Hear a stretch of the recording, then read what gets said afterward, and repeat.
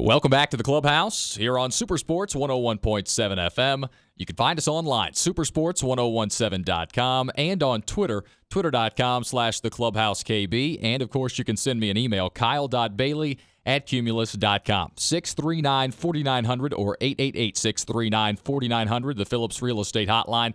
Check them out online, phillipsrealestateva.com. Got a great show coming up here. Andrew Jones of Fox Sports South, Dwight Vick, former offensive lineman at Virginia Tech, our regular Tuesday afternoon guests. But we have a very, very special guest for you now. And, it is Election Day, and we do sports. So sometimes, being the political junkie that I am, I like to combine the two. And the next gentleman up on our show today was a standout Duke football and basketball player. He was a part of the 2001 National Championship Duke basketball team. He captained the 05 team. He was a wide receiver at Duke University, and he served as the body man, the personal aide to President Barack Obama. Reggie Love is with us. Reggie, how are you, buddy?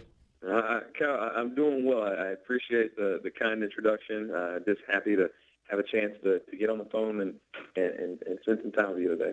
How's Election Day different for you now? Because you're no longer President Obama's body man. You're now an MBA student at the Wharton School at UPenn. How is today different than previous years? I tell you, the difference is that I'm not tired.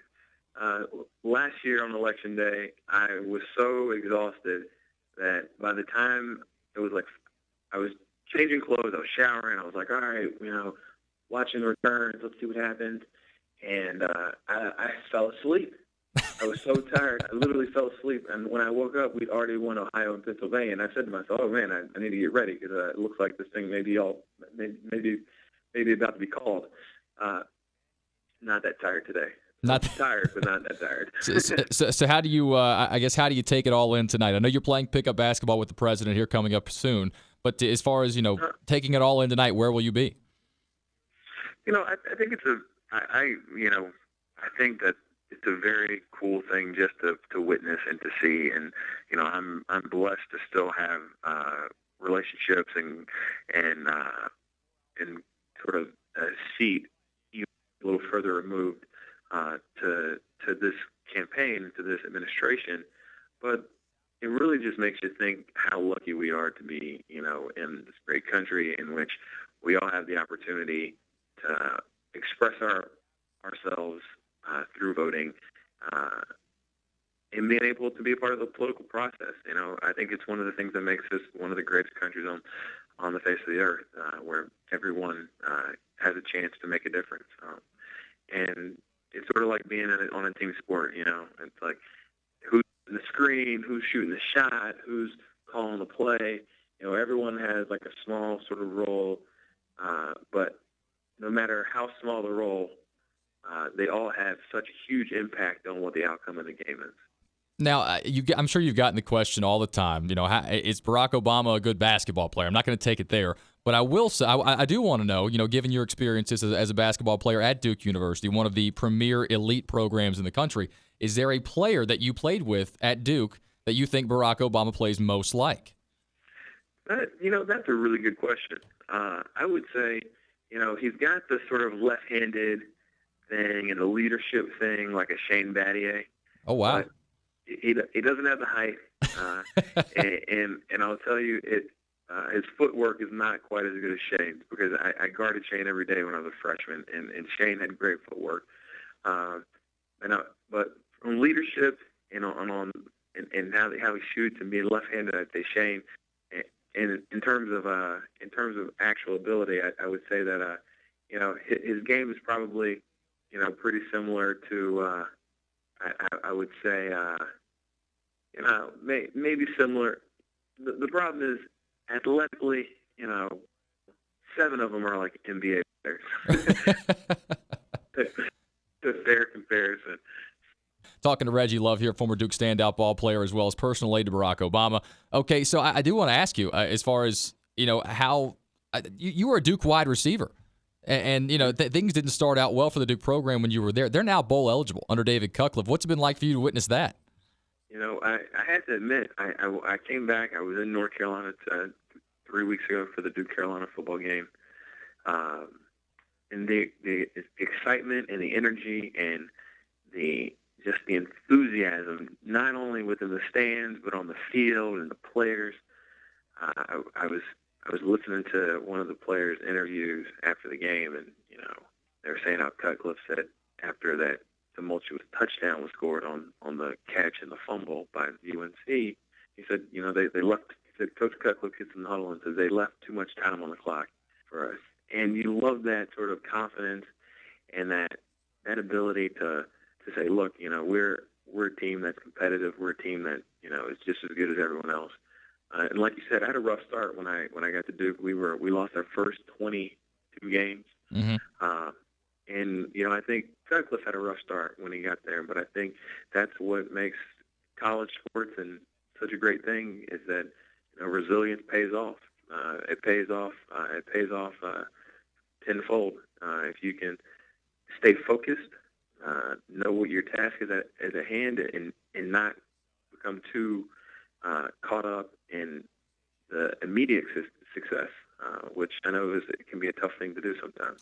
Reggie, you're a successful guy. You're a young guy, and there's a lot ahead in your life politically, professionally, and I'm sure you were born that way. That you were an ambitious kid, an outgoing kid. But when you got to school at Duke University and you started playing basketball for a program like that, I've got to wonder what kind of impact has Mike Krzyzewski made on your life?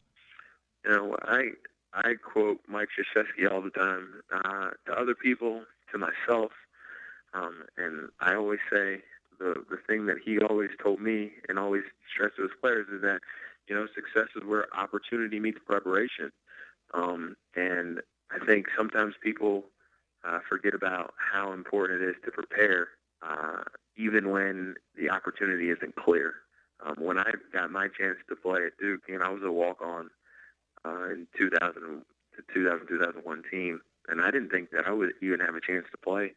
And I got lucky, and Carlos Boozer had a break in his fifth metatarsal, mm-hmm. and I got thrown into being like the seventh man coming off the bench, and having a chance to really have a huge impact on a team that won a national championship. And I think it could have been really easy for me to have shown up to Duke and been like, man, I was really good in high school, but I'm not getting to play, and I could have been moping and not been focused and learning the plays and not been focused and being, committed to the team and to everything that was going on because, I didn't play until the injury. And so Coach K, by far has been the person who showed me and taught me, all you can do is prepare, and then you see how the cards fall. If you get your chance, if you don't, at the end of the day, you can always look yourself in the mirror and say, hey, look, I put it all out there. I gave everything I had. I was prepared. Versus the opposite side of it being like, man, I wish I should have, only if I would have, did a little more. And he stands by that every day. He teaches it. He preaches it, and he does that himself. There isn't a person that's more dedicated and committed to preparing a team to be successful.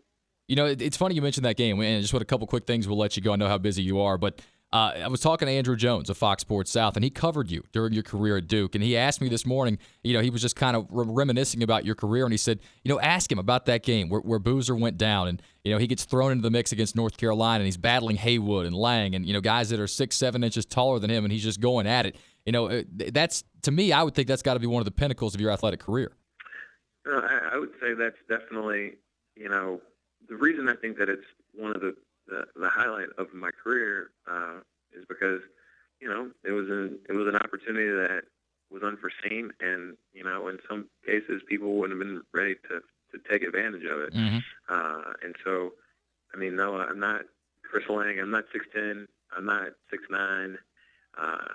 And instead of being like, man, I wish I were taller and I could do a better job, it's like, hey, here are your cards. Here's what you have. You better try to figure it out because you're not getting anything else. So it was an unbelievable moment. And when I look back on it, I'm still very much in awe of it because you don't see that very often. How many times do you hear about walk-ons being able to compete in an ACC championship game or an ACC tournament and when they're 18 years old? Hey, Reggie, we've seen a lot of players, former athletes of various backgrounds, go from successful careers in sports and make the transition into politics. You've done that successfully. and now you've served as Barack Obama's personal aide. You're back in the Wharton Business School right now. Is politics what you want for your future? You seem like the kind of guy that could affect some real change at some point down the road. I tell everyone all the time. I think in North Carolina, where my home state of North Carolina, they've had great leadership, and I've been proud to be a North Carolinian. Guys like Anthony Fox, Governor Perdue, Senator Kagan, some really amazing people who represent my home state. I always think that there's always a level of responsibility that you owe to a community. Mm-hmm. I don't necessarily have the drive myself. I know the political process very well, and let me tell you, it's been a great experience for me and a great career for me. But I don't know that I would have sort of the internal drive to want to do it on my own. If it were like a bigger thing or a bigger picture or an opportunity to really make a difference for my home state, for my community, I would hop on it in a minute. But we got guys like Mel Watt who've been great leaders for years and probably will be great leaders for many more years to come. So I don't see a burning urge or need, but I never thought that I'd play for a team that won a national championship or play in an ACC championship when I was 18 years old, and or work for the President of the United States. But here we are. So right. I don't like to believe that I can predict the future. Fair enough. Last question before we let you go, because I know you're suiting up right now to go play in that pickup game, which still I think is amazing and an incredible thing. I mean, politics aside, we look back at presidents, and they're all known for certain things. George W. Bush, both Bushes were baseball guys. You had Clinton that was an avid runner. Every president is known for something, and I think it's very unique of President Obama to have this and for you to be able to share that with him. Now, tonight, we're hearing from all the mainstream media polls, the Rasmussen, the Gallup, whatever, that we got a tight race on our hands tonight. Do you have a prediction for the outcome? I think all the work is done. What's going to happen is already in motion. I think the people who are listening to the radio station, they're the ones you should probably ask. They're the ones who are going to decide whether or not they're going to show up and vote. Mm-hmm. Me personally, I think this country can benefit from having another term of leadership from President Obama, and I think the American people realize that. But the realization of it and exercising the right to vote are two totally different things that can be very disconnected at times. So I'm optimistic, but very cautiously. Well, Reggie, we appreciate your time very much. It's been a real honor to speak with you. Best of luck in your future endeavors, and we'll be rooting for you. I appreciate that, and just want to remind everyone out there, don't forget to go vote. All right, buddy. Be good. All right, take care. Reggie Love, former Duke standout, basketball player and football player, as well as body man, personal aide to President Barack Obama. He is now a student at the University of Pennsylvania, Wharton Business School. What an accomplished guy he is, and we are certainly very fortunate to have a little chat with him here this afternoon.